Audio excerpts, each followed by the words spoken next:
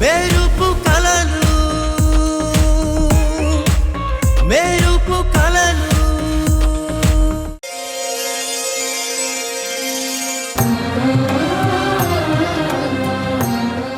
ఏంటి విమలమ్మా, ఏంటి సడన్ గా పూజ పెట్టుకున్నావు?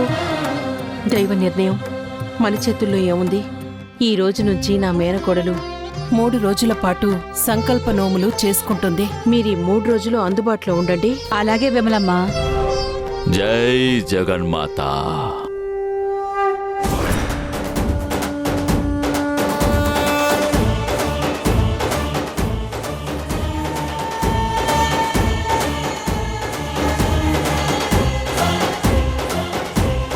నమస్కారం సిద్ధాంతి గారు.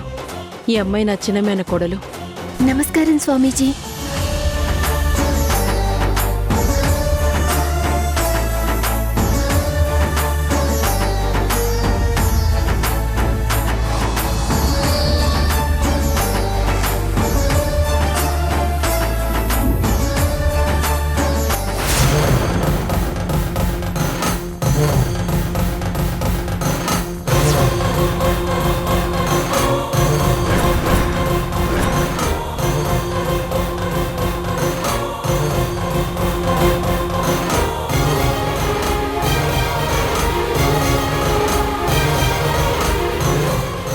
ఈ జలాన్ని ఇంటి చుట్టూ రక్షగా వేయండి. అలాగే సిద్ధాంతి గారు, మీరు లోపలికి దయచేయండి.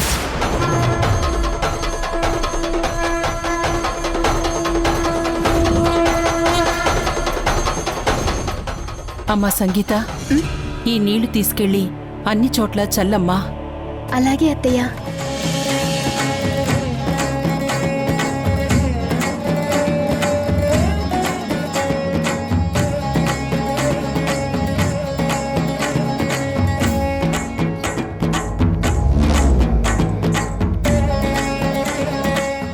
ఆయుష్మాన్ బాబా. నా కొడుకు వసంత్. నమస్కారం అండి. నమస్కారం. అమ్మ సంయుక్త,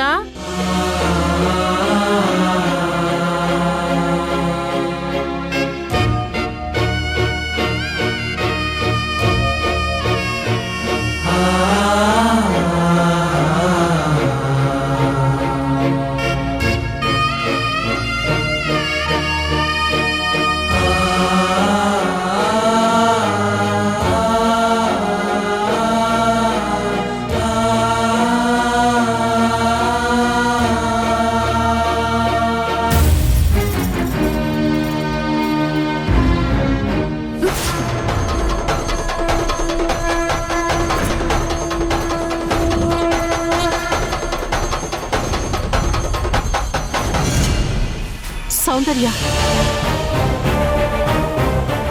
అమ్మవారి పూజ కోసం మంగళకరంగా మంగళ స్నానం చేసొస్తున్న మనిషి నీకు కనిపించట్లేదా అమ్మా? కాస్త ఫోన్ చూసి కాకుండా ముందు చూసి నడిస్తే అన్నీ సవ్యంగా కనిపిస్తాయి. చూడండి అత్తయ్య, మీ పూజలు మీ వ్రతాలు మీ ఇష్టం. వాటి కోసం నేనెలా ఉండాలో నాకు చెప్పక్కర్లేదు. ఒకవేళ అనుకోకుండా తగిలినా మళ్ళీ మీరు స్నానం చేయడానికి పసుపు నీళ్ళున్నాయిగా, ఏంటి ప్రాబ్లం?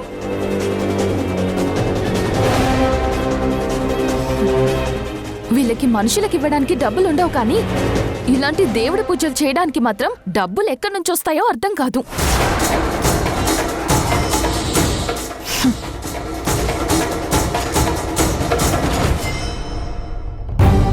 క్షమించండి సిద్ధాంతి గారు, తను నా పెద్దమైన కోడలు సౌందర్య.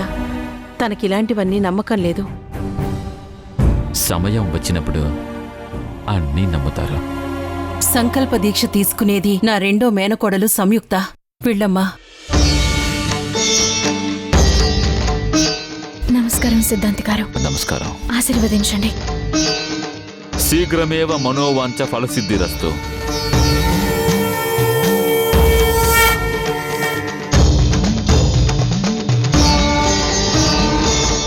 పూజ మొదలు పెడదామా?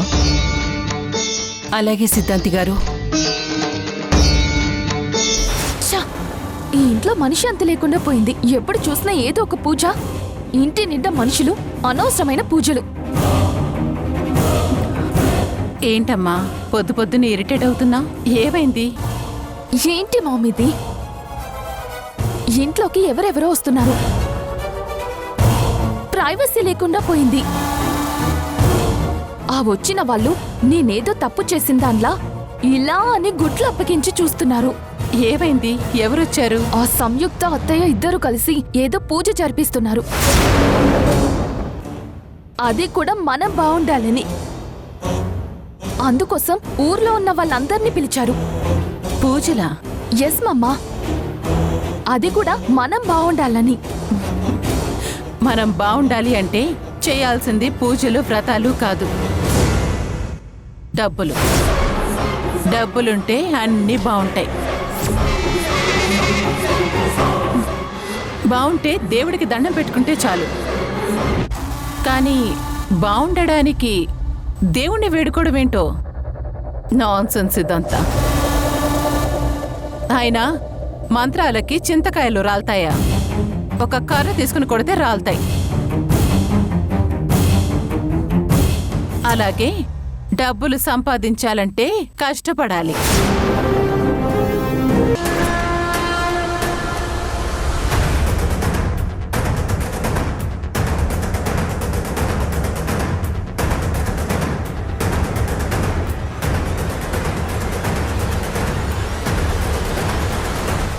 చూడమ్మా సంయుక్త,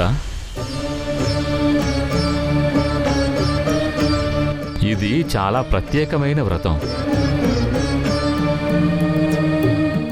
దీనిని నిష్ఠతో, నియమ నిబంధనలతో చేయాలి.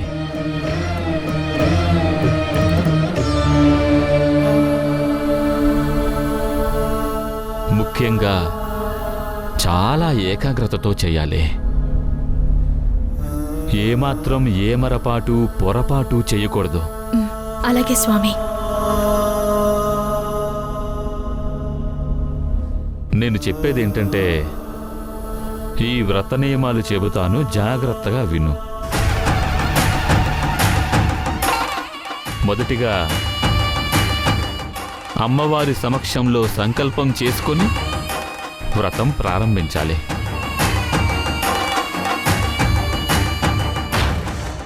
ఆ తరువాత రక్షా కంకణాన్ని కట్టుకోవాలి.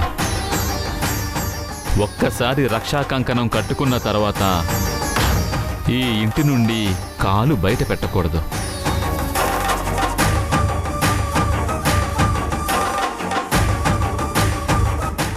ఈ 3 రోజులు కఠిన ఉపవాసం ఆచరిస్తూ మంచినీళ్లు మాత్రమే తాగుతూ అమ్మవారి ముందు నేలపై నిద్ర చేస్తూ గడపాలి. మూడవది, ఆలయ దర్శనం చేసుకొని 108 బిందెలతో అమ్మవారిని అభిషేకించి అన్నప్రసాదాలు వండి 5 ముత్తైదువులకు భోజనాలు వడ్డించి వాళ్ళకి వాయును ఇచ్చిన తర్వాత ప్రసాదం స్వీకరించాలి. అప్పుడు ఈ వ్రతం పూర్తవుతుందమ్మా. చేస్తాను స్వామి. ఎంత కష్టమైనా నిష్ఠగా చేస్తాను. దీనివలన మాకొచ్చే గండాలు, సమస్యలు అన్నీ తీరిపోతాయా? మహా అసురులను సంహరించిన ఆ ఆది పరాశక్తికి ఇలాంటి చిన్న చిన్న సమస్యలను తీర్చడంలో కొదవేముంటుందమ్మా. మనసులో సంకల్పం చెప్పుకొని పూజ ప్రారంభిద్దాం. స్వామి, 3 రోజులు ఉపవాసం ఉండి గుళ్ళో ప్రదక్షిణలో అభిషేకాలంటే ఎలా స్వామి?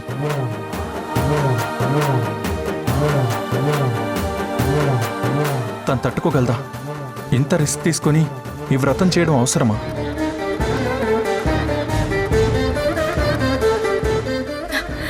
అవసరమే.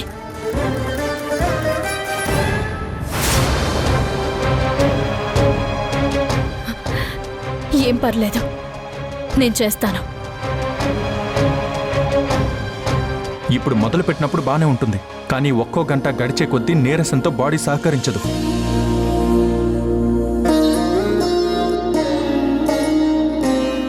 ఇప్పుడు అదంతా అవసరమా?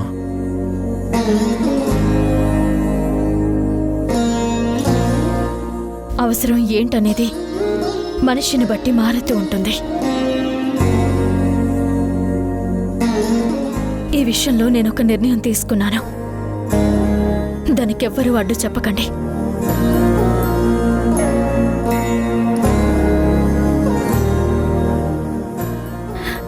సిద్ధాంతి గారు, మీరు చెప్పినట్టు చేస్తాను. పూజ ప్రారంభించండి.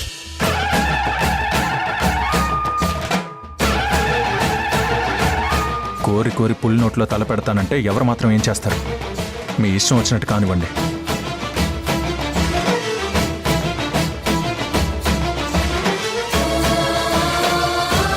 సంకల్పం చెప్పుకోమ్మా.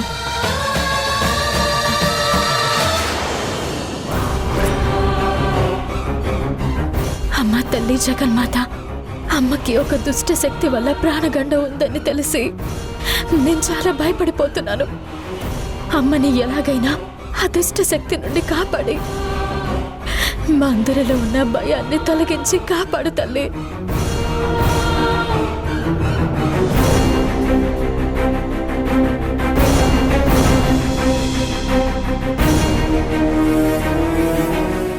అసురులని అంతమొందించిన నీకు ఇది పెద్ద కష్టమైన పని కాదు. కానీ మాలాంటి సామాన్యులకి భరించలేనంత బాధమ్మా.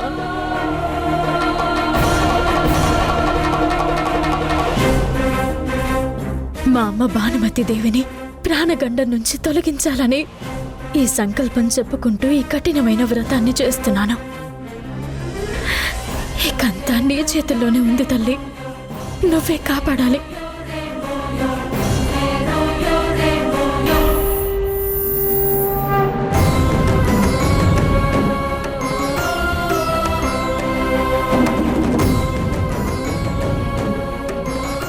అమ్మా,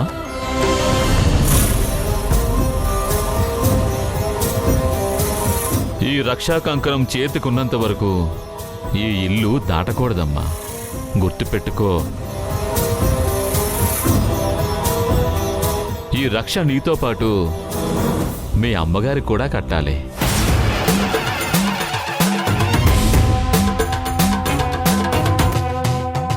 కానీ ఎలా సిద్ధాంతి గారు? తప్పదు, కట్టుకొని తీరాలి. ఈ రక్షా కంకణం లేకపోతే సమస్య మరింత జటిలమయ్యే అవకాశం ఉంది.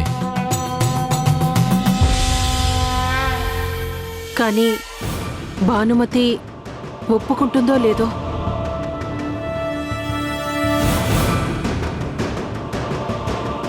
నేను ఒప్పిస్తాను. పూజ ప్రారంభించండి.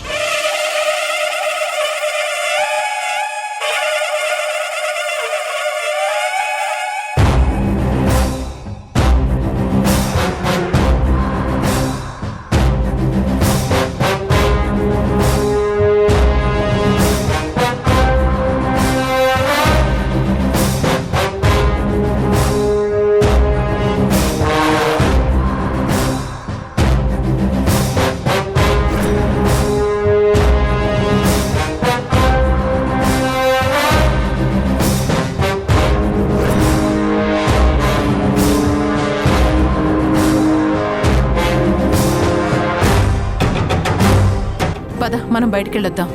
ఎక్కడికి మమ్మా? ఒక గుడ్ న్యూస్. నా కాలేజ్ ఫ్రెండ్ ఒక బ్యాంక్లో మేనేజర్గా చేస్తుంది. ఆ విషయం నాకు ఇందాకే తెలిసి కాల్ చేశాను. తను వెంటనే రమ్మని చెప్పింది. వెళ్దాం పదమ్మా. Great news mamma. Mamma, your phone. Yeah, let's go.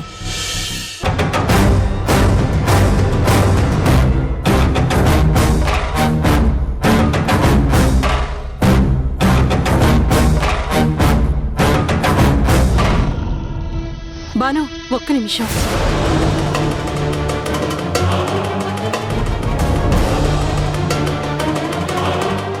ఇంట్లో సంయుక్త మనందరం బాగుండాలని అమ్మవారికి వ్రతం చేసుకుంటుంది. ఈ 3 రోజులు మీరు కూడా తనతో పాటు వ్రతంలో కూర్చుంటే బాగుంటుంది అని.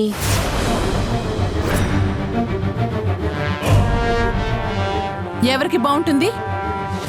చెప్పు, ఎవరికి బాగుంటుంది?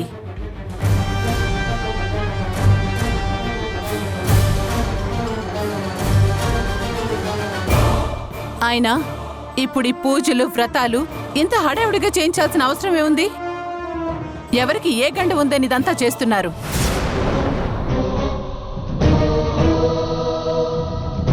ఎలా చెప్పనమ్మా? నువ్వంటున్న ప్రాణగండం నీకే ఉందని ఎలా చెప్పను? అయినా ఎవరేం చేసుకుంటే నాకెందుకు? మీ పూజలు మీరు చేసుకోండి, నా పనులు నేను చూసుకుంటాను. అదేంటమ్మా అలా అంటావు? అందరూ బాగుండాలని ఆ అమ్మాయి అంత కఠినమైన వ్రతం చేస్తుంటే కన్న తల్లివి పక్కనుండాల్సింది పోయి వెళ్ళిపోతానంటావేంటి? అంటే ఏంటి? ఇప్పుడు మీరందరూ నాకు క్లాస్ పీకి దాంతోపాటు నన్ను పూజలో కూర్చోబెట్టాలనుకుంటున్నారా? అలా మేమెందుకు అనుకుంటాం? అది మీ ఇష్టం. కాకపోతే ఏ కన్న తల్లి ఇలా వదిలేసి వెళ్ళదు కదా. మీరు వెళతాను అంటుంటే ఏమైందా అని అనుమానం వచ్చి అడుగుతున్నాం. అయినా వాళ్ళలో వాళ్ళకి 100 ఉంటాయి. అవన్నీ మనకెందుకులే, వదిలే. ఇంట్లో ఇన్ని ప్రాబ్లమ్స్ ఉన్నప్పుడు ఎన్ని పూజలు చేసి మాత్రం ఏం లాభం?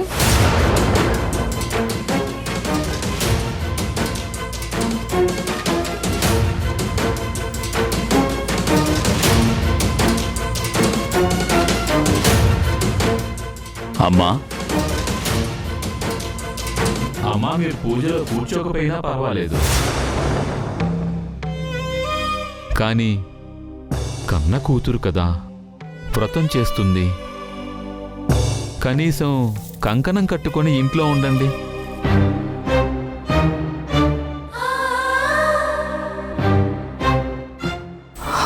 మమ్మ, ఆ కంకణం ఏదో కట్టుకుంటే మనం త్వరగా ఇక్కడి నుంచి బయటికి వెళ్ళొచ్చు. లేదంటే వీళ్ళిలాగే వాగుతూ ఉంటారు. కంకణం కట్టుకుంటే చాలు అంటున్నారు. నాకు అదే అర్థం కావడం లేదు. మమ్మ, పూజలో కూర్చోవాల్సిన అవసరం లేదన్నారుగా, ఇంకేంటి? పూజలో కూర్చున్నప్పుడు ఇంట్లో ఉంటేంటి, బయట ఉంటేంటి? సరే, ఆ కంకణాలేవో కట్టండి, కానీ నాకు ఎలాంటి రూల్స్ పెట్టకండి.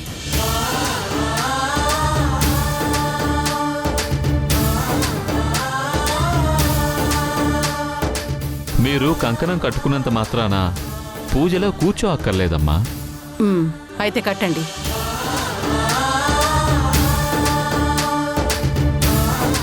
అయితే వచ్చి ఇలా కూర్చోండి.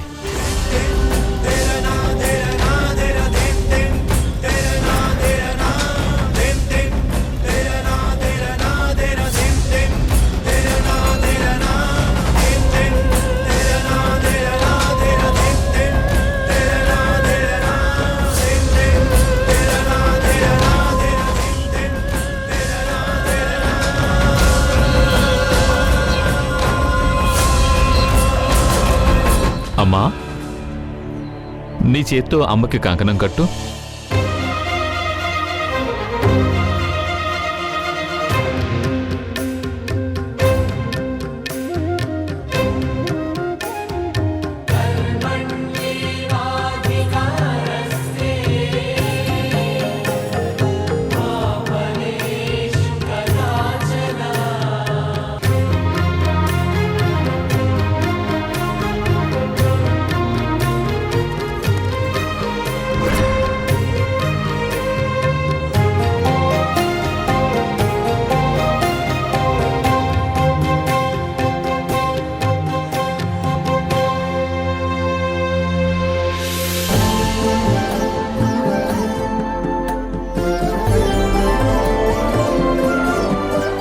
అయిపోయిందమ్మా. ఇక మీరు ఇష్టం ఉంటే ఇక్కడ కూర్చోండి, లేదంటే మీ గదిలోకి వెళ్ళొచ్చు. ఎక్కడికి వెళ్ళాలో నాకు తెలుసు. పద బేబీ. అమ్మా, భానుమతి గారు ఆగండి.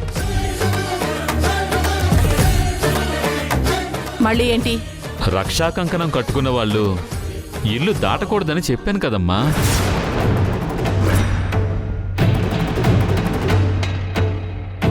ఏం మాట్లాడుతున్నారు? మీరెప్పుడు చెప్పారు? అదేంటమ్మా అలా అంటారు?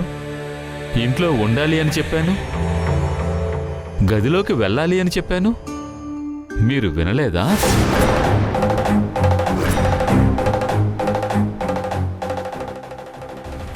మీరు పూజలో మాత్రమే కూర్చోవలసిన అవసరం లేదన్నాను.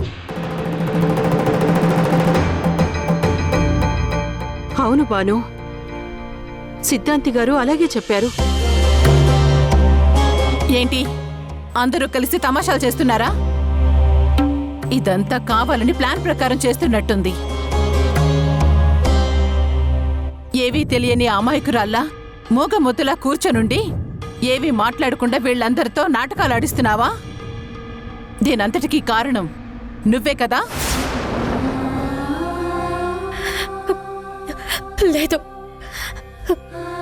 సిద్ధాంతి గారు మీకు ముందే చెప్పారు. కానీ మీరే సరిగ్గా వినలేదు. అవును, నేను వినలేదు. మరి మీరు క్లియర్గా చెప్పాలి కదా. సరే బాను, తెలుసో తెలియకో కంకణం కట్టుకున్నావు కదా, ఈ 3 రోజులు ఇంట్లోనే ఉంటే సరిపోతుంది కదా. పద బేబీ. అమ్మా వద్దమ్మా, వద్దు, దయచేసి మీరు బయటికి వెళ్ళొద్దు. నా మాట వినండి. ఏ వదులు, నీ మాట వినేదేంటి? లేదమ్మా, నేను మిమ్మల్ని వెళ్ళనివ్వను. నీకెప్పుడు మనం ఎదగడం ఇష్టం లేదు. నేను మిస్ ఇండియా అవ్వడం అంతకన్నా ఇష్టం లేదు. నేను బయటికి వెళ్ళడానికి ఈ రక్షా కంకణమే అడ్డైతే ఇది నా చేతికి అక్కర్లేదు. అయ్యో